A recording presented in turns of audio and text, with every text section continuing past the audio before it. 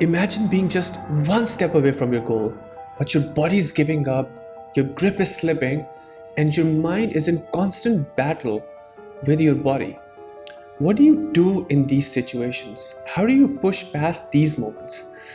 In this video, I am going to share 3 incredible life lessons that I learned through a very unexpected source that has completely changed my perspective on life: rock climbing. So let's dive in.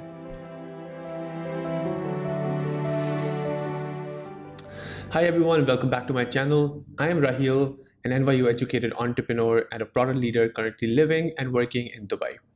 Today I'm going to talk about 3 life lessons that I learned from rock climbing, a hobby that I picked up while I was living in New York City during COVID. It has completely changed my perspective on life and has helped me achieve greatness where it mattered the most.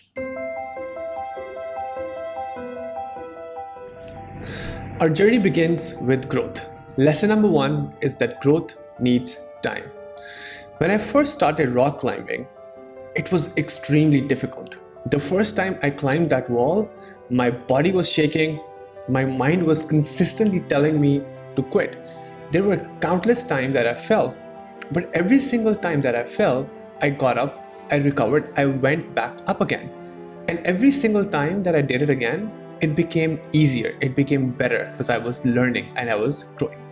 I believe the same principle applies in life wherever you are. You might be starting a new job, you might be starting a new business. The initial stages are the hardest. That's where, because you don't know what is coming next, you don't know the rules of the game, you don't know, how to acquire customers maybe, or how to reach out to people. But the more time you spend into it, slowly and steadily, you learn how to do it. The best thing about growth is that initial stages, you won't even feel it. It's extremely slow.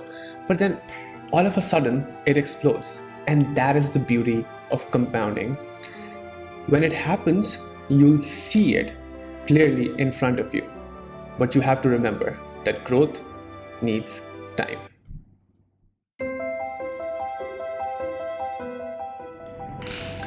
Now let's dive into our second lesson, which is technique matters. We've all heard the term work smart, not hard. Well, it also applies to climbing. We all know that the goal of the climbing is to get to the top, but how you get to the top also matters. For example, if you look at an amateur climber, you'll see that they're putting a lot of energy in one single climb. They're getting to the top, but after 2 or 3 climbs, they're unable to do it. They're extremely tired. Now compare that to a master climber. Whenever they're starting a climb, you'll see that they're analyzing the entire wall. They're analyzing their position. Every single time they're making a move, they're analyzing their hand placement, their body placement, their flow, and they make it look so efficient. They're getting to the top without spending a lot of energy, and that is why they can do 5, 10, even 15 climbs in a single day. And that's what we want to do with life. We have to optimize. And optimization only happens when we are doing it the right way, which is why technique really matters. But then there's another side that we have to be careful about. That in order to work smart, you have to first work really hard, because you really have to understand how things work before you could make improvements, or before you could add more efficiency into it. For example, if you're playing a new sport, you really have to learn how to do it first, then you can add on into the improvements. So don't expect to be good at working smarter, not harder, the first time. First, you have to put the reps in. You have to get that level of experience, and that's when you can start optimizing. But at the end of the day, the way you do it really matters, and that is why technique is extremely important.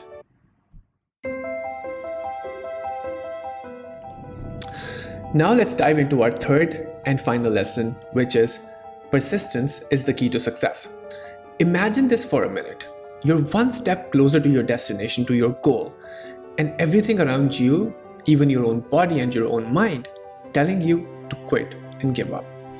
How do you push past these moments? And that is where persistence comes into play. We've all been there. I've been there. For example, in one of my climbs, I was literally 2 steps away from the top, but my body really started to hurt. And my mind kept telling me to just go down and recover. But I knew I was so close that I couldn't really give up. So I started remembering my past victories. I started remembering what it felt to be on the top. I started remembering why I was doing it in the first place. And I kid you not, I was able to tap into this hidden energy that I had no idea existed within me. And at the end of the day, it worked. I was able to get to the top. I believe that is the same case with life. There are certain instances where you just have to keep pushing. But here's an interesting thing with persistence. You won't be good at it on day zero. It's kind of like a muscle that you have to consistently work on to build it. For example, if you want to become a really good writer, you won't become a really good writer, without even writing. You have to put those reps in. Let's say you put a goal for yourself that you want to write 1,000 words every single day for the next 6 months. And you start writing on day 0, day 1, day 2, and you start writing 500 to 600 to 700 words. But after every 700 to 800 words, you get really tired. And instead of pushing yourself through that ordeal, you just get up and walk away and don't write again.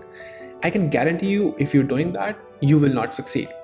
But imagine a scenario in which you're really tired, but you still have 200, 300 words to go, and you sit down and you complete those words. And I guarantee you, in 6 months, you will become a very solid writer. But here's an interesting part. Whenever you're feeling down and not motivated, you have to look around the people who support you. You need to go find the cheerleaders in your life, people who care about you, people who really want you to succeed.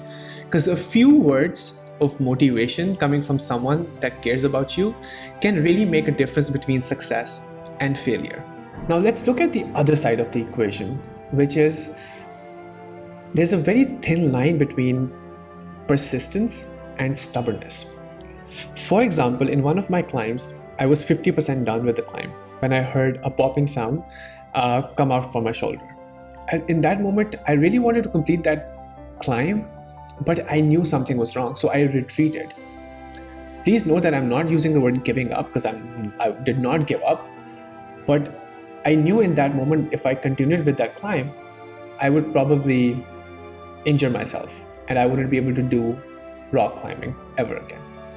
So I went down, but when I went down, I recovered, I learned from my mistakes, I went back up again, and I was able to complete that climb. So here's the wisdom in this. There are certain times where you have to push, but there are certain times where you have to retreat. And that retreat is not giving up, because that retreat has a purpose.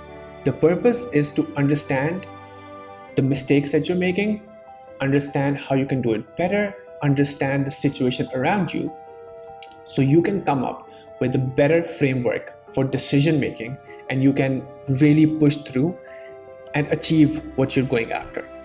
So keeping this principle in mind, that sometimes it's okay to retreat as long as you're not giving up on your wider goal that you wanted to achieve in the first place. But at the end of the day, persistence is definitely a key to success.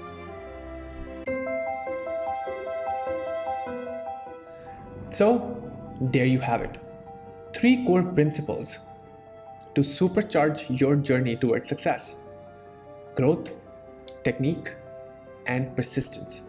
3 life-changing lessons that we've learned that not only apply to climbing walls, but they also apply to climbing the ladder of your life. Now it's your turn. Go try it out, learn, grow, master your technique, and keep pushing. Because at the end of the day, greatness lies within each and every one of us. And I'm sure with these 3 core principles, we all will be able to achieve it. Thank you so much for watching. I'll see you in my next video. Bye bye.